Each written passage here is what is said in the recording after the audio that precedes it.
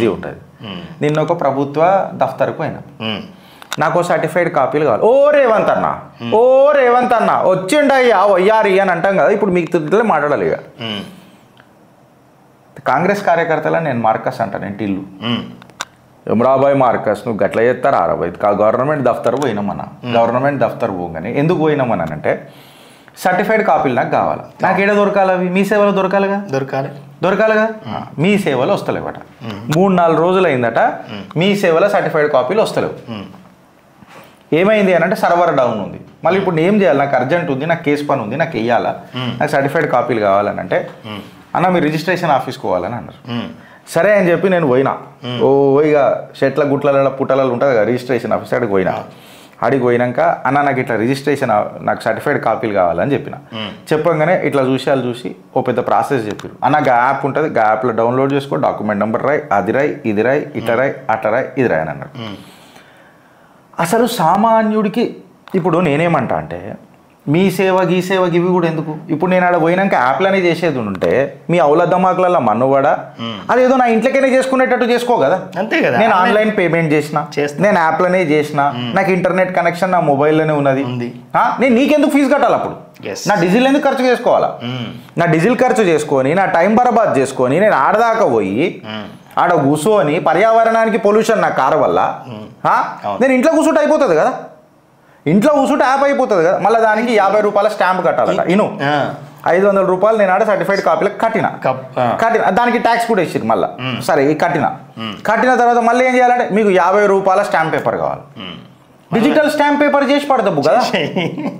Digital stamp paper 50 రూపాయలకు దొరకదు మనకి. 50 రూపాయలు మళ్ళీ దానికి ట్యాక్స్ రియల్ ట్యాక్స్ కూడా కాదు, మళ్ళీ దొరకవు.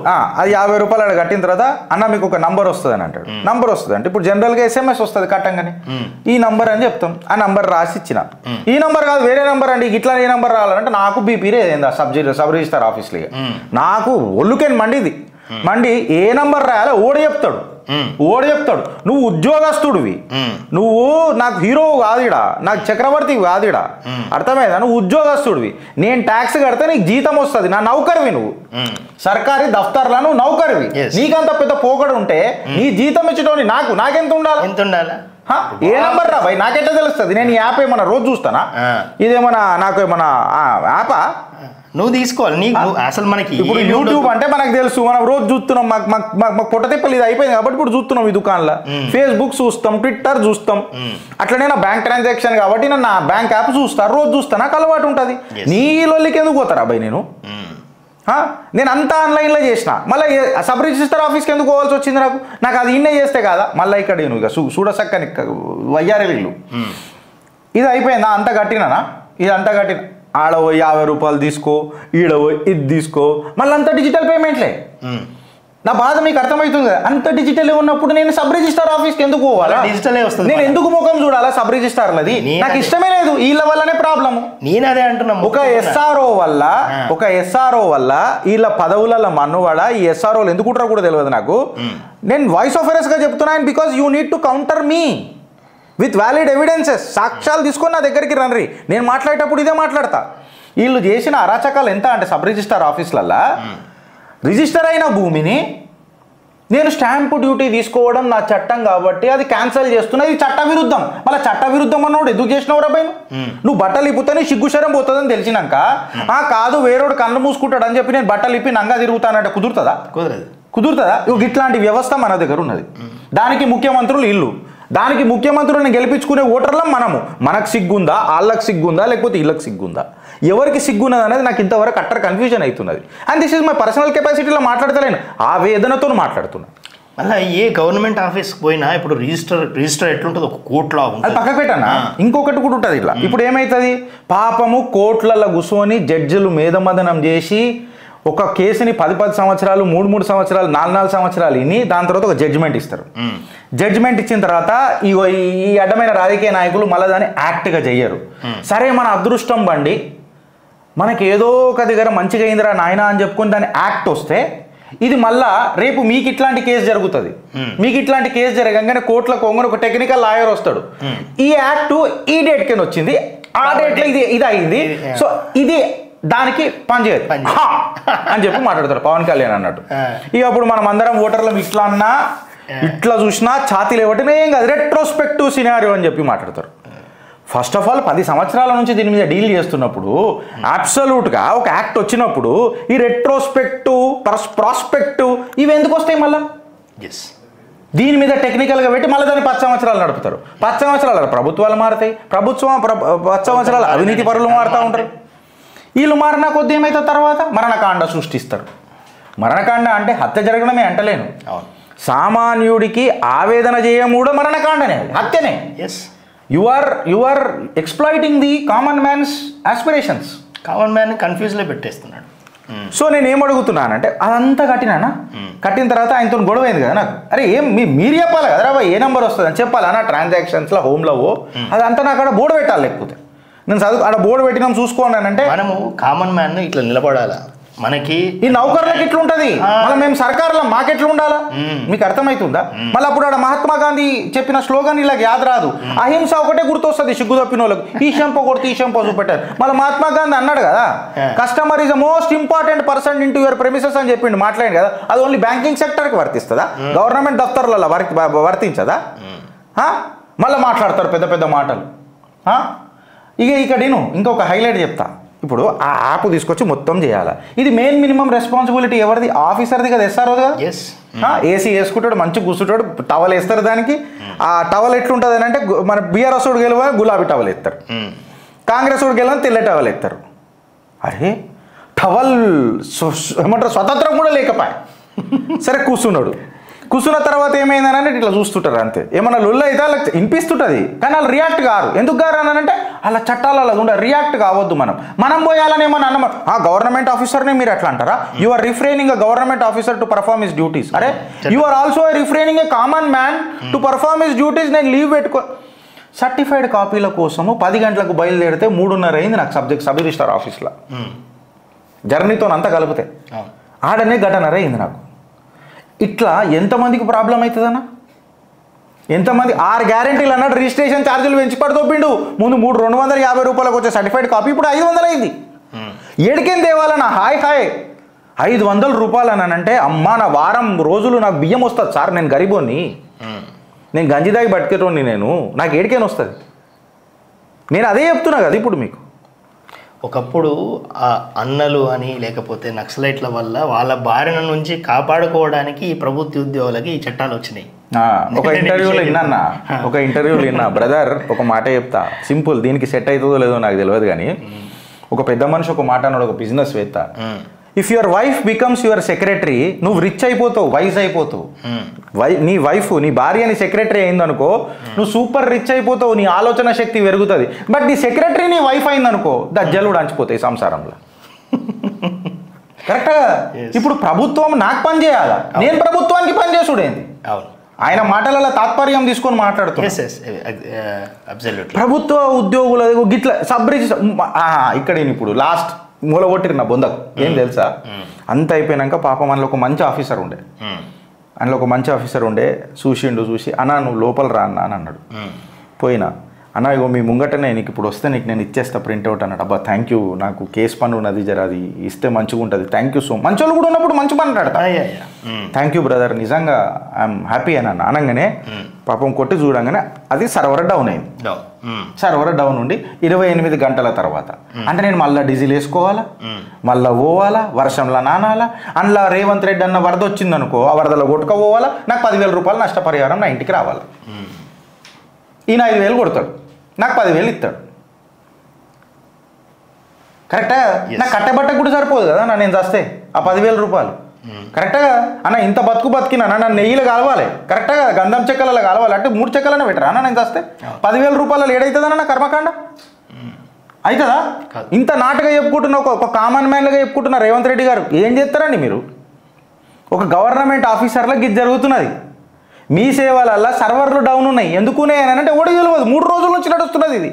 ఒక సామాన్యుడి ఆవేదన పట్టించుకొని ముఖ్యమంత్రి, ఒక సామాన్యుడి ఆవేదన పట్టించుకొని ప్రతిపక్ష నాయకులు ఉన్నారు, ఒక సామాన్యుడి ఆవేదన పట్టించుకొని కేంద్ర మంత్రులు ఉన్నారు. ఇక్కడ ఇప్పుడు ఇంత టెక్నాలజీ ఉంది కదా, మనకి ఏ రోజైనా సెల్ ఫోన్ ఇబ్బంది పెట్టిందా? ఎప్పుడో ఒక దగ్గర ఎక్కడో ఒక దగ్గర పెడుతుంది. పెట్టలే.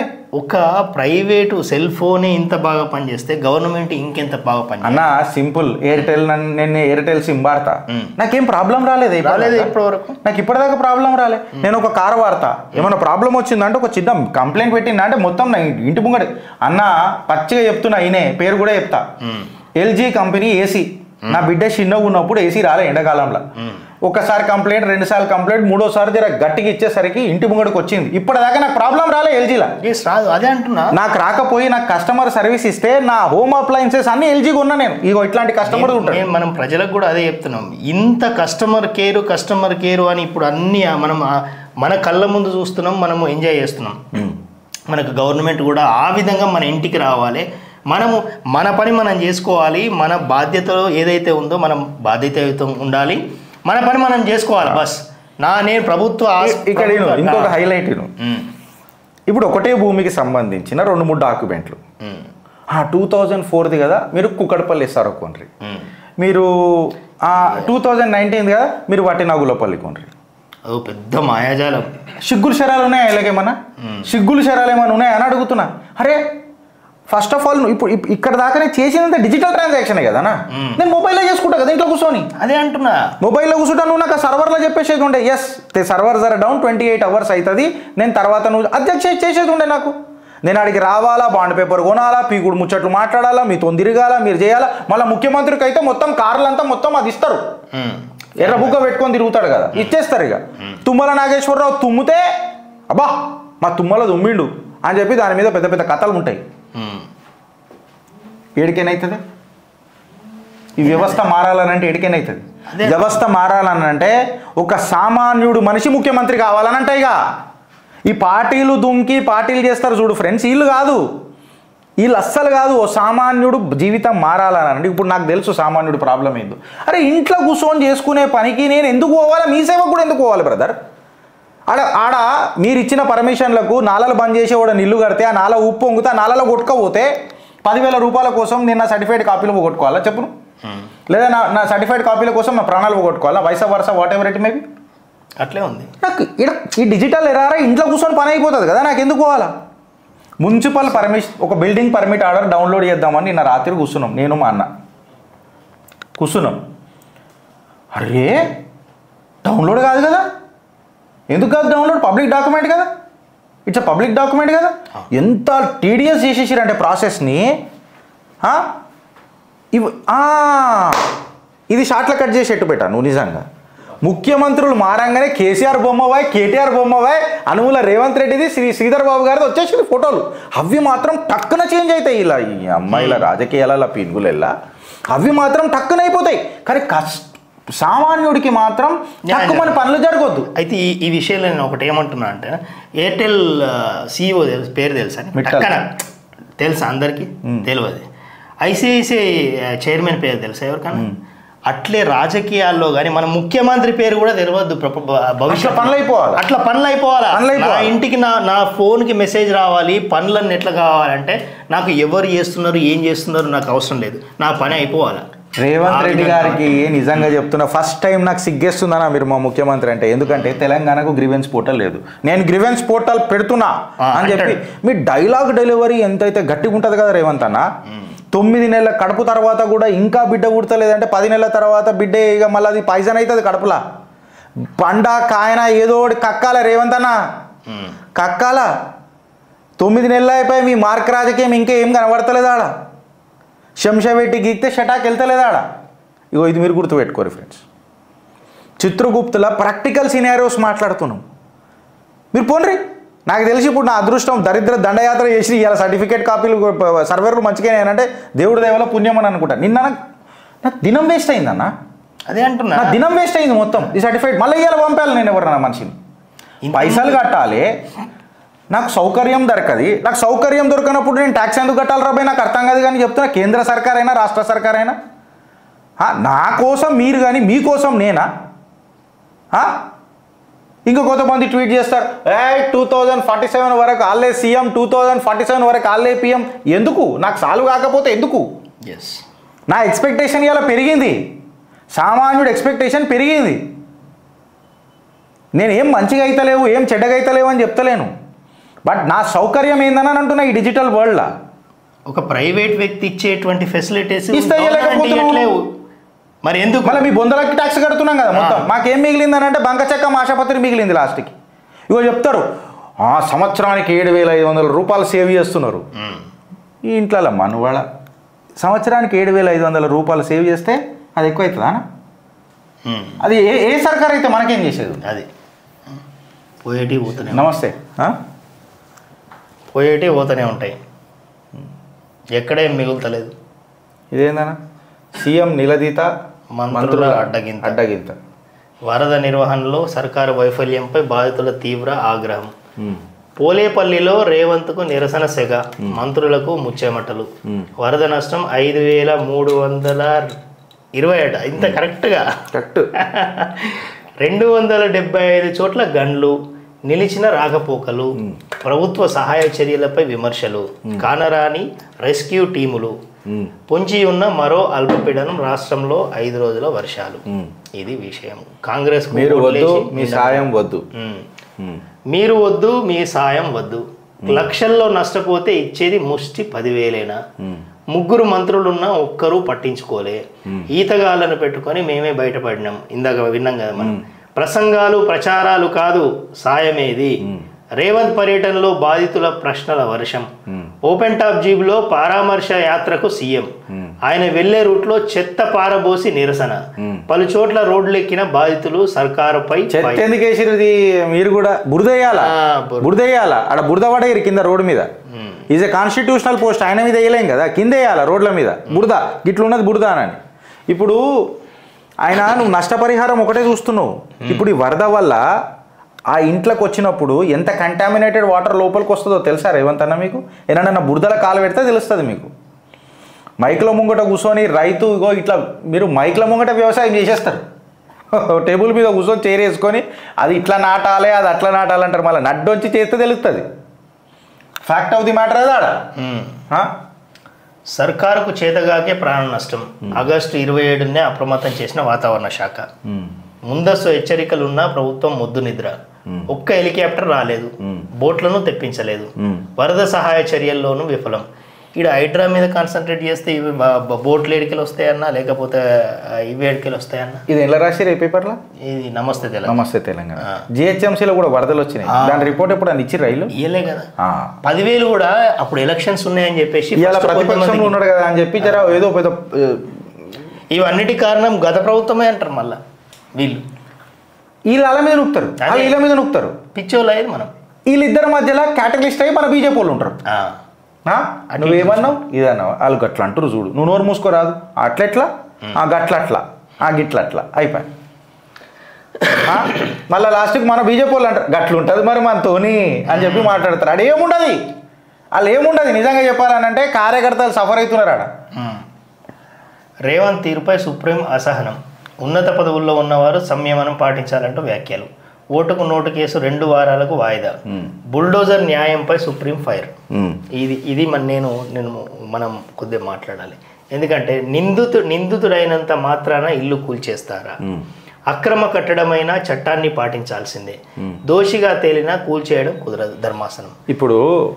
ఇప్పుడు ప్రాబ్లం ఏందనంటే స్టే ఆర్డర్ తెచ్చుకొని 11 సంవత్సరాలు గిలగిల ఆడిపించిండు నాగార్జున.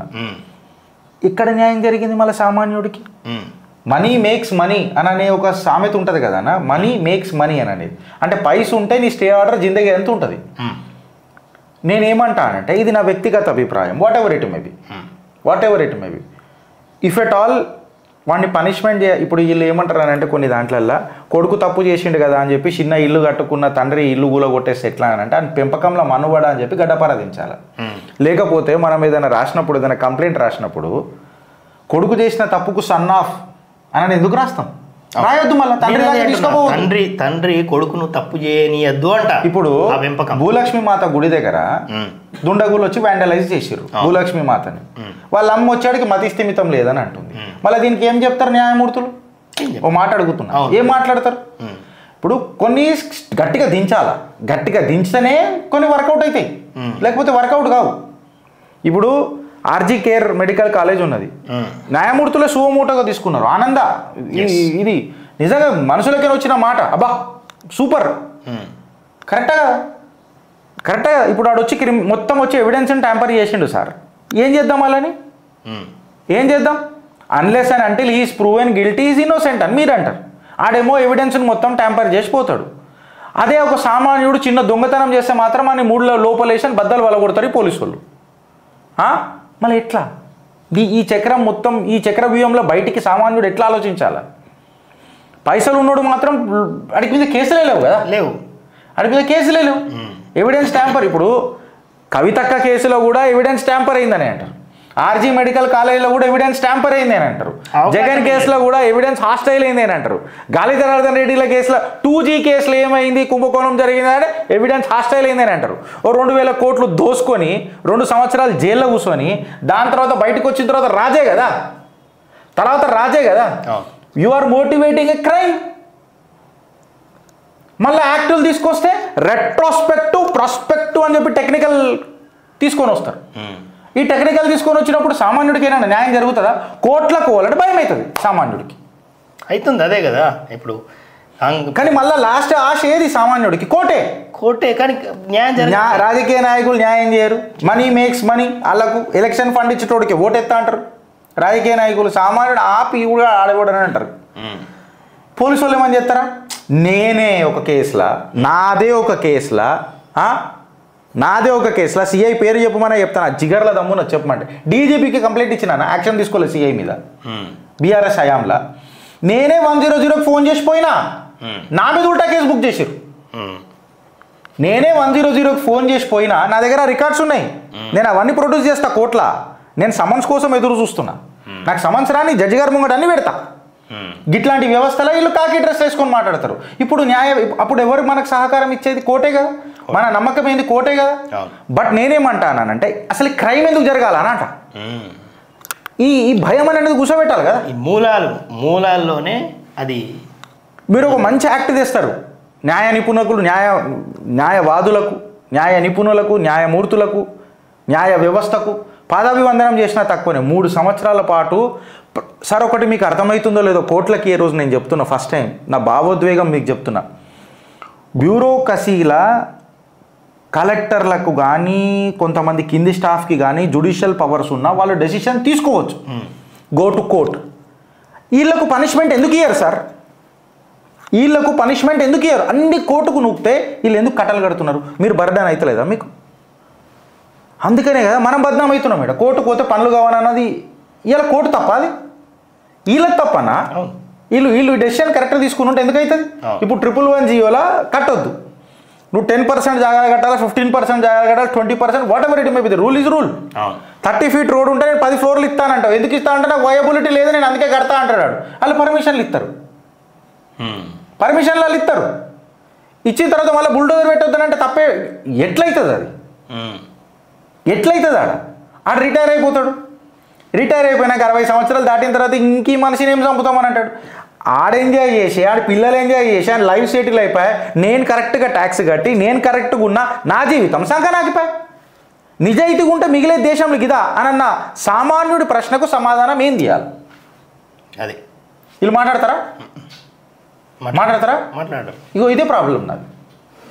వీళ్ళు పెద్ద పెద్ద మాటలు మాట్లాడుతున్నారు, వరద గురించి వీళ్ళు మాట్లాడుతున్నారు, బురద ప్రభుత్వాలు వెనకటికి వీళ్ళు మాట్లాడుతున్నారు. వీళ్ళ మేయరు వెనకటికి హైదరాబాద్ వర్షాలు పడవద్దు దేవుడా అని మొక్కుకుంటున్నా అని చెప్పి మొక్కుకున్న రోజులు ఉన్నాయి. నేను మేయర్ అయినాక వర్షాలు పడవద్దు అని గిసుంటోళ్ళు మనకు చెప్తున్నారు.